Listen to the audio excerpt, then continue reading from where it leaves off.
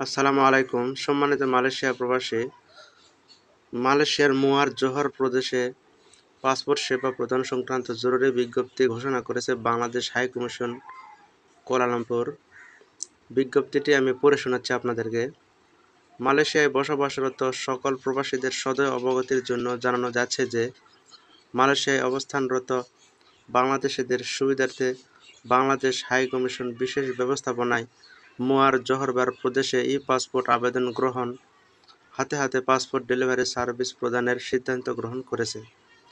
Passport সংক্রান্ত সেবাটি গ্রহণ করতে অনলাইন অ্যাপয়েন্টমেন্ট নেওয়া বাধ্যতামূলক এবং অ্যাপয়েন্টমেন্টের ভিত্তিতে পাসপোর্ট গ্রহণের তারিখ, সময় ও স্থান নিম্নবর্ণিত ছকে উল্লেখ করা হলো।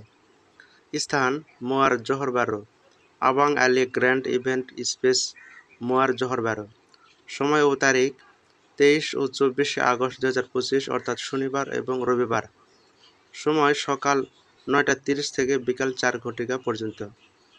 সেখানে কনসুলা টিমের অস্থায়ী কার্যালয় হবে আবাং আলী গ্র্যান্ড ইভেন্ট স্পেস, মুয়ার, এবং লোকেশন হলো লট 21568, জালান পিন্তাসান মুয়ার, জালান ইসমাইল 84000, মুয়ার জোহর।